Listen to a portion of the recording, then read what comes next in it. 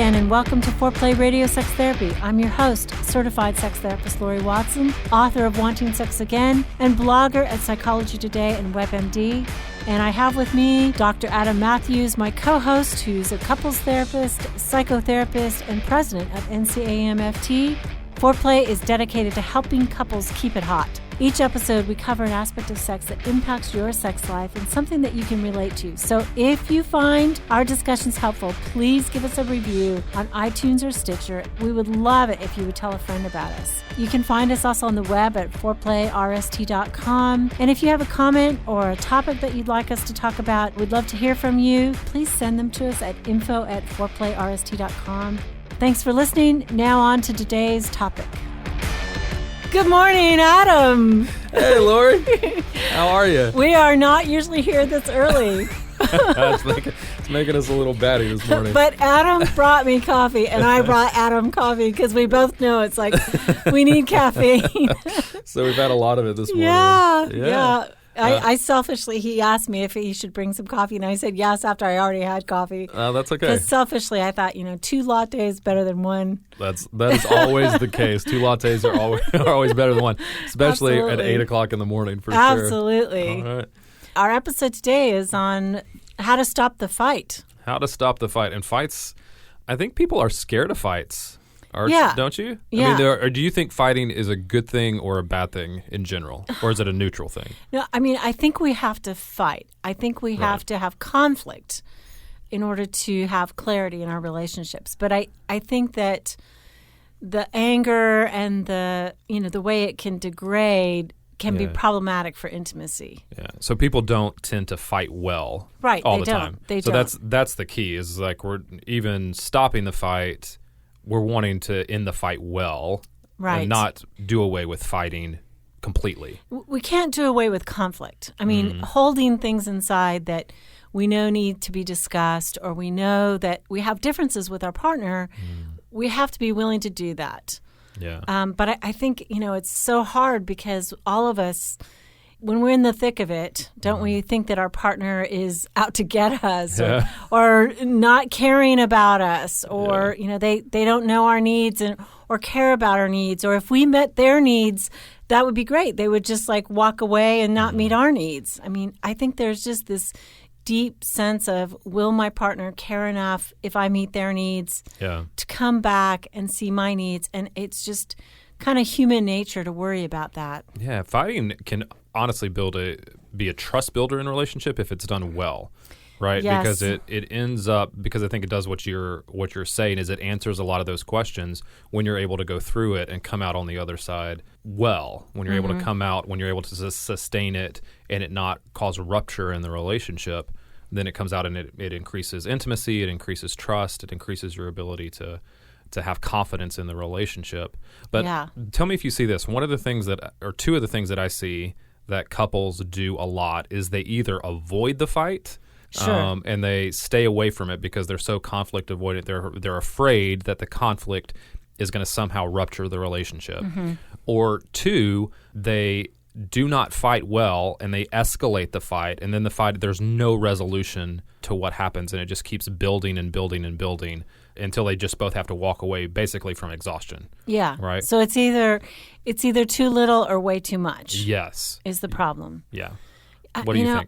I think you're right, Adam, and I think we have to, when we're not angry, when we're thinking about it at a time that we're not necessarily in a conflict, we have to think about, what do I really want here in the relationship? Okay, I want to meet my partner's needs, and I want my partner to see my needs and to provide a path for them to meet my needs, as most effectively as possible. Yeah. And so intimacy, it develops out of that. And I think, that's really hard because most of us bring up conflict when we're mad. Yeah. Something triggers us or we feel threatened in some way, and then we bring it up. The person who usually brings up the conflict is the pursuer. They're the ones who see all the problems, and the distancer is often saying, right, there are no problems except that you're angry. Yeah. That's the big problem here. Yeah. And of course, I deal with most people who are dealing with sexual fights, who have sexual differences, and and that becomes so personal and so, like primitive in terms of, oh my gosh, if I don't fight for this, my very soul will shrivel, And I think it's true because sex replicates our childhood needs for touch and to stay alive, And I think in adult relationships, there can be this desperate sense of, if my partner doesn't meet my sexual needs, I am literally going to shrivel on the vine. And so there's this desperate element about the way we talk about it. And I think we have to stay in our adult brains, say like kind of managing the childlike, experiences on the inside that say, okay, I can help you. We'll get through this. My partner does care about me, kind of reassuring ourselves that our partner does love us because it can feel so desperate. I think one of the things you're saying, Laurie, that's really resonating with me is that fights a lot of times manifest out of a desire to get our needs met.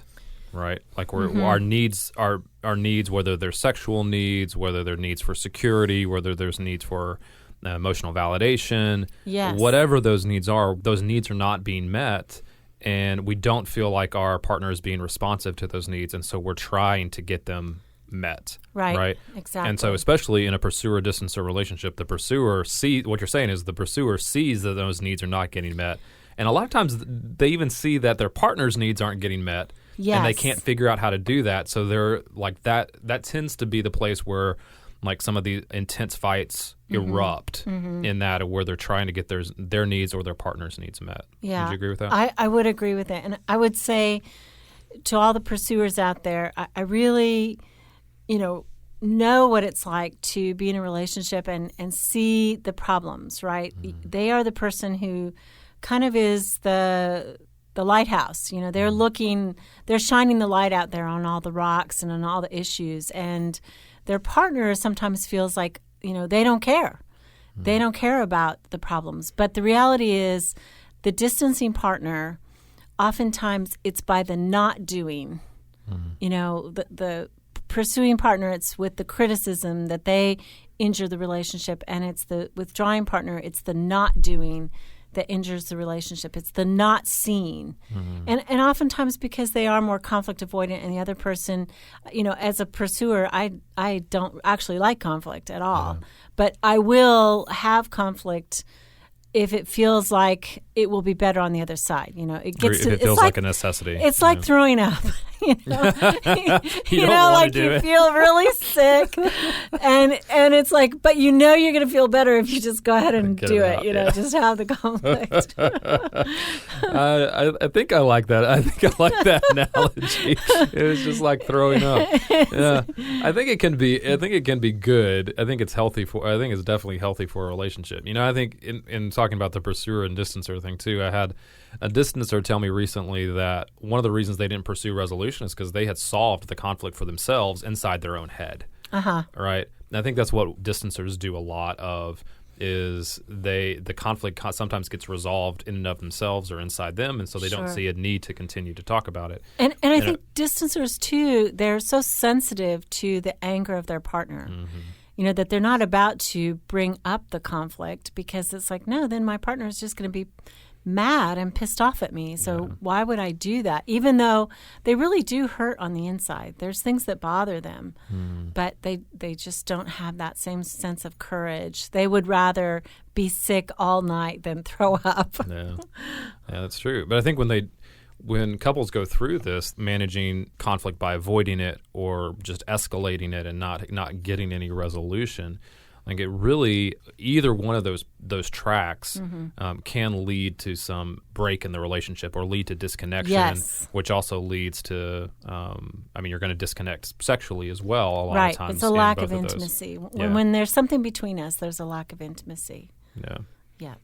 Okay. So we have to do it. So we do have to fight. But we want to fight in a way that points us to a direction, right? That our goal is intimacy. What do you feel like are some of the traps that people fall in when they're fighting? I think the biggest trap is people get ugly fast. Yeah. It's a Southern word. I don't know if we use this in other places of the country, but ugly means that it erodes a person's character. They'll call names. They'll say something sarcastic. They'll, say something really pointed and critical. I'm always surprised. And sometimes people are really good at it, so they're not necessarily saying you dummy, but the way they say it, there's a put down in it. And I'm like, oh, just don't do that. Don't go there. When it starts happening in session, my heart just sinks. It's like, oh, you're just shooting yourself in the foot, man, when you do that.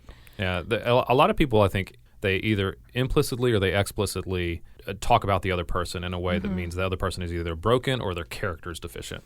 Right. Name calling is the explicit version of that, right? Sure. They're like, they name you jerk, you bastard, how dare you do something like that. But then there's also the implicit version of that, which I think is if you would only do this, like if you would, like that's implying, or you can just never you're stupid or you're thoughtless or you're uncaring or something. Or there's even just you can never love me in the right way. Like I just don't think it's possible for you, or whatever it is. Like that's the implicit version of you're broken. There's something messed up about you that can't work here, and that people get defensive on that kind of stuff, right? And I think that happens so much in sexual conversations, right? Yeah. Like there's something wrong with you. You don't like sex.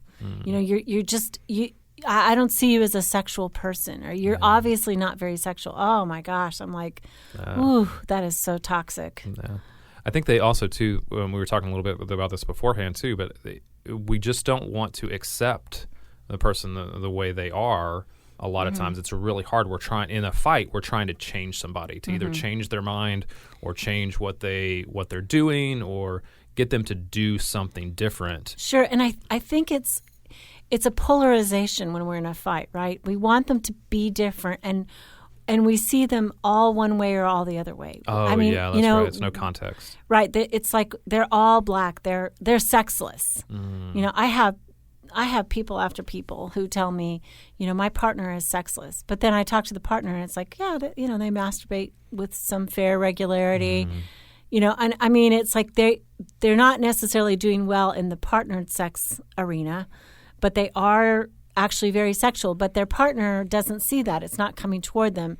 And so they kind of label it, and they go to an extreme. I think all of us, when we're in a fight, tend to see our partner in an extreme way. Yeah, it's all or nothing. We lose sight of their strengths. Yeah. And so we can't honor their strengths. It's all about their weaknesses.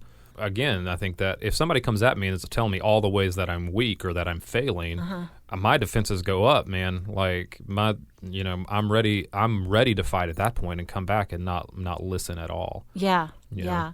And I think we lose sight of the subtlety of the issue. Yeah. It's like, sometimes our partner does come our way in these ways, or does meet our needs. But when we're in a fight, we're trying to emphasize the way our needs are not met. So and then what does the partner do, right? They defend themselves. No, I had sex with you last Tuesday. That's right. Well, that wasn't sex. That was only oral sex. I was like, gosh. Why do we have to do it your way? Why can't we do it my way?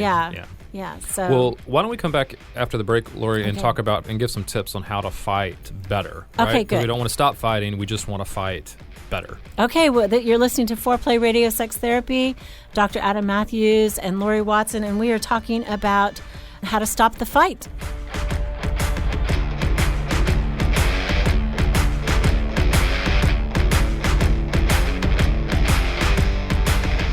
Wanting sex again. How to rediscover desire and heal a sexless marriage by certified sex therapist Laurie Watson.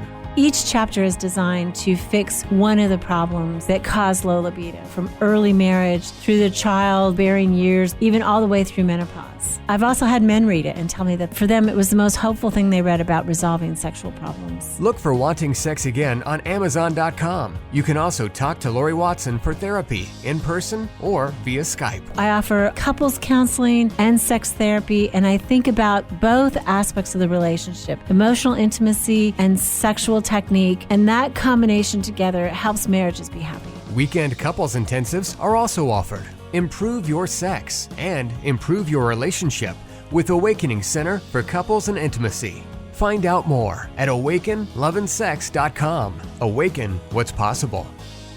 It is one of my great joys in life to be able to really help individuals and couples find strength in their relationships and really find hope again. Licensed marriage and family therapist, Dr. Adam Mathews from Mathews Counseling. I work with a wide variety of issues, including depression and anxiety, marital issues, issues with adolescence. I believe that therapy should be designed around you, that it should be personalized to who you are and to your unique situation. Therapy is available in office, online, and by phone. I want therapy to be comfortable for everyone. At our office, you'll find that we sit around a fireplace in deep, comfortable chairs, look at the problem differently, and offer practical solutions for you to take home and utilize outside of the therapy room. Schedule today and rediscover hope. You can find me on the web at mathewscounseling.net, Mathews with 1 T. You can contact us through email or phone and find a lot of resources on our website, mathewscounseling.net.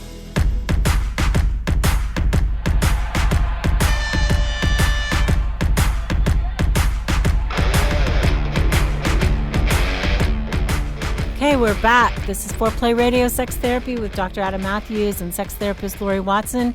And we're talking about how to stop the fight and kind of how to fight fair and clean as well, and why to fight. Yeah. So, Because we have to, right? As we talked about in the first half, we have to throw up. The only we have to throw up. The only way out is through. We can't go around it. We can't go under it. Can't go over it. Gotta go through it. Okay. Right.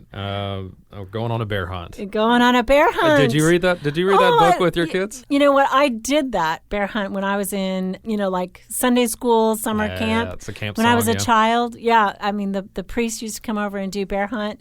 I mean, it is like one of my fondest memories. And then they made a book out of it, which is so cute. The book is great. It's a great book. The bear comes back and hides in the chases them back, and they have to go back through it. It's a bear. It's a bear. Yeah, that's kind of like conflict. It's a bear.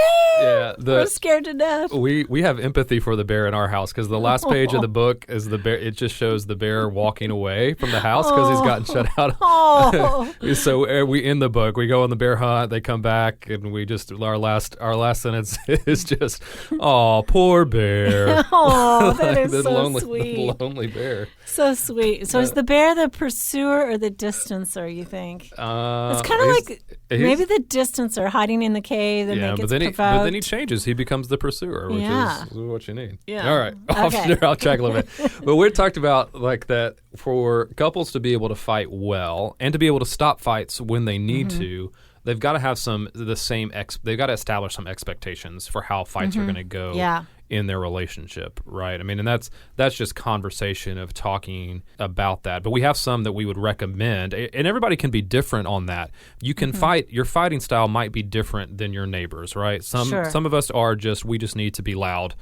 And by some of us, I'm talking about myself. Like, I just need space to be loud. And you need to be loud? I need to be loud. My wife I've pulled back some from how loud I would like to be in fights.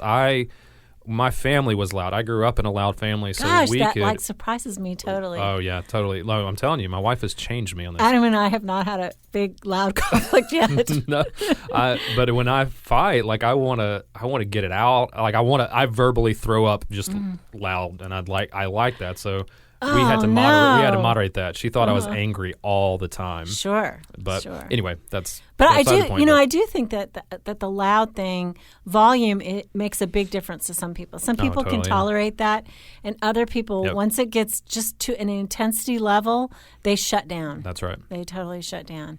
I think you got to talk about that. I mean, I think that's a conversation to have, is how fighting occurred in your childhood, because it's going to affect what you can tolerate. Let's talk about your childhood, Adam. Let's talk about my childhood.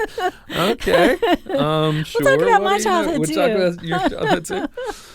All right. Well, I mean, my childhood was loud too. Yeah, I mean, I think we're similar in that. I think we could, like, if we ever did have a fight, it'd be knockdown, drag out. But I think I've said it before. I had a friend I worked closely with for a long time, and he did not like to fight at all. But his wife did, and so we would end up having the fights. And we would always say that it was convenient for him that I was his friend because he didn't have to fight at home. She would just fight with me, and I'd fight with her. There you and go. then we were like, okay. There you go. Anyway. Okay, so I think the first thing to remember, and this is a reminder for all of us, as you've just heard, Adam and I are human. And, I think it's pick the time of the fight. Yeah.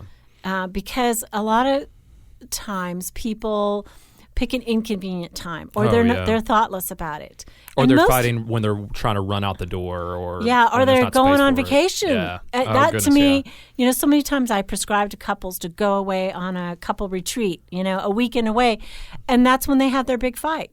Yeah, and it's a way that they sort of deregulate intimacy, right? And I think a lot of people think that they can't choose the time because they think fights just happen.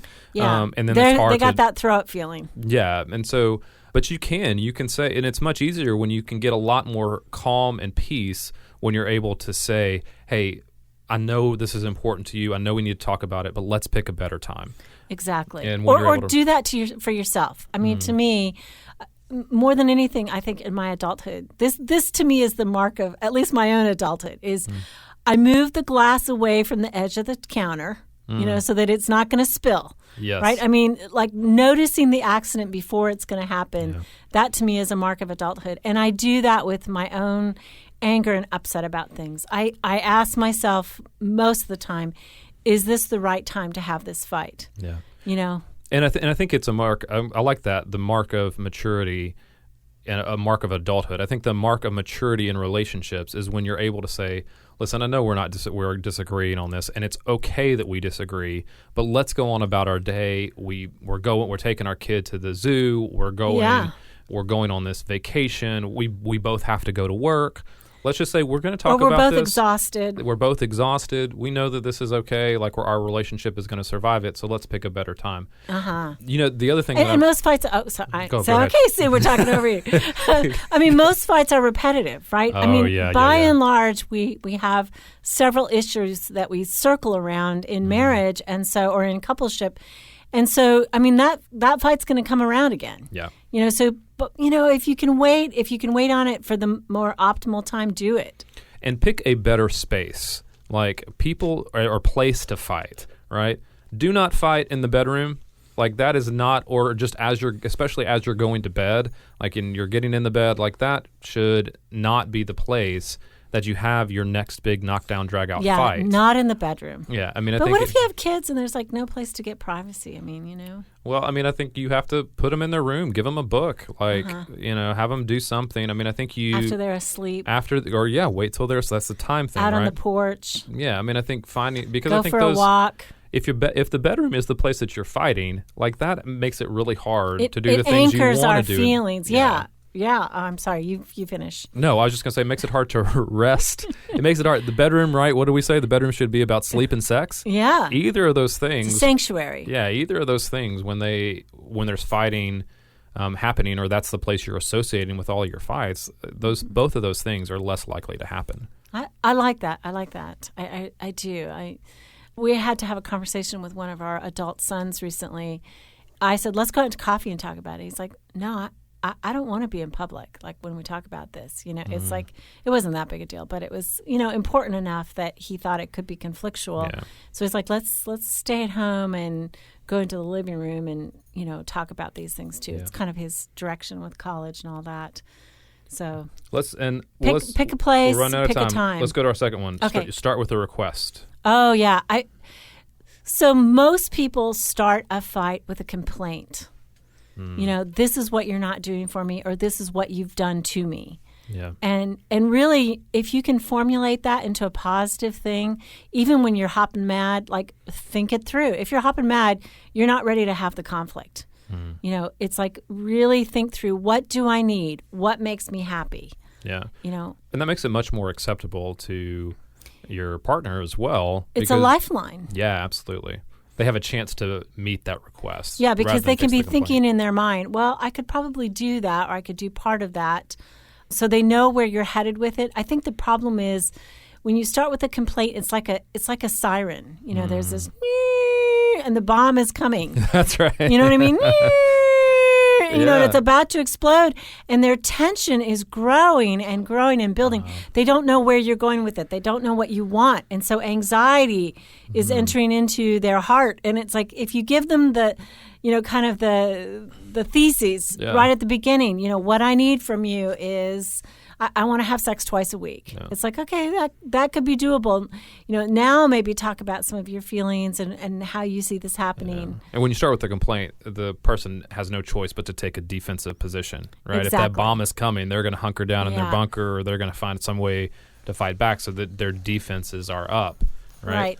As opposed to, I think our third kind of suggestion to couples is if your partner is coming to you with a request, right, that you adopt a listening to understand position rather than a listening to respond. Yes. I think too often couples listen to respond in fights, and so they're not even really hearing what their partner's saying. Right. They're projecting what they think they're saying. They're taking it personally. They're getting their position ready to fight back and to defend why they did this or why they did that. You don't really hear how the other person has been injured or what they need. And so when you can adopt a listening to understand position where you're trying to put yourself in their shoes, see things from their point of view, it makes things go much smoother, because then I can honor the hurt that you've had. I can validate it. And we can try to figure out a way for that not to happen again. Yeah. So it's staying curious about your partner's perspective, and which is hard when the bear is chasing you, right? That's really hard. If you poke the bear and the bear comes out and chases you, I mean, it can be really scary. Absolutely. And I think by that, I think when you're saying stay curious, I think that means the listener then, or the person that's trying to hear the request, can ask a lot better questions. Sure. Right? They can ask, well, why do you feel, what makes you feel this way? Help me understand that. That doesn't make sense from my perspective, but tell me more about it from yours. Right. You end up with a lot better understanding, I think. Yeah. And I have a business consultant who has helped me sort of think through how to make decisions with the employees and things like that. And her counsel is ask 10 what questions. Because what makes people less defensive than why? Like, why are you like this? Why do you do this? But just like, tell me what you think before we, are getting ready for bed, what you're thinking about in terms of if we're going to have sex or not. Tell me what makes it more amenable during the day. Tell me, it's all the what questions versus tell me why you're so asexual. Well, that's what, and I'm glad you brought it back to that, because that sex seems to be a place where it gets really hard to ask those type of questions. Sure. We want to ask why don't you want to have sex with me? Yes. Why do you never want to have sex? As opposed to asking those types of questions that you were talking about, the what questions of what turns you on, when are you more sexual, all those type of questions. That Strike why. Strike why from your vocabulary. The other suggestion that we have that I think we both see couples fall into a lot is just they commence with blaming, name calling, mockery, sarcasm, anything that falls under disrespect, honestly. Yeah, it's disrespect, and I like the way you've framed it. It is absolutely disrespect. I just hate it when I hear that come up in a session with couples, because I know that, the other partner is already wounded. You struck them. Oh, yeah. Essentially with your words. It's hard to have... And no hitting. I mean, just for the record, clearly. No hitting. No hitting, no plate throwing, no shoe throwing. Yeah. Don't no throw vase anything. showing. Well, vases. No. Vases. Okay. I think the thing that you're talking about, and one reason it's so damaging to relationships, is because disrespect so often slides into contempt. Yes. And it very quickly becomes contempt for your partner, which, we know Gottman says is one of the number one things that leads to divorce in relationships. Right. So I think maintaining that, and it's so hard to give good intention to my partner when I'm being disrespectful like that. Sure. I can't see things from their position. I can't give them good intention and give them the benefit of the doubt when I'm being disrespectful. And one last save that I would say is, you can sometimes call a do-over. When the fight has gone bad, just stop it. Just say, you know what? We've gone too far. I've gone too far. Let's call a halt to this. We'll come back to it. I need a do-over. I need to think so that I'm more constructive. And, just say we need a do-over and just finish it. Way better than keeping going, thinking you're going to reach understanding. If things have degraded, it's time to stop the fight. Yeah. And I think our last one that you're kind of leading into there, that is especially important considering we've been talking about pursuers and distancers, in this context is that we've got to respect when our partner needs a timeout, but the partner that caused the timeout has to come back to it at some point and agree to continue to talk about it, right? So if you say, I'm done, I can't talk anymore, say, let's get back together in 2 hours tomorrow morning, Saturday, and make it happen. Yeah. It then becomes on the partner that caused the timeout, though, to come back and re-engage the conversation, right? And it does have to be in a reasonable amount of time. Right. You can't say, let's come back to this in 2 months. Someday. Yeah. Or someday down the road. Someday when I like you again. Yeah, that's right. Okay. Well, you've been listening to Foreplay Radio Sex Therapy with your sex therapist, Laurie Watson, and couples therapist, Dr. Adam Mathews. Thanks so much for listening. And we had a big burst of listeners recently, and we are so grateful. You must be sharing with your friends, and please keep doing that. We would love some more ratings and reviews. That would be awesome. Yeah, don't forget to find us on Instagram as well. Instagram. Yeah. What's your Instagram account, Adam? My Instagram is Mathews Counseling. Right, and Mathews I think ours is Foreplay Radio Sex Therapy. So, yeah, find us there. Thanks. Hey, help us stay on top here at Foreplay. We'd love it if you would subscribe and share it with your friends. And please take 1 sec and rate and review us. Thanks so much.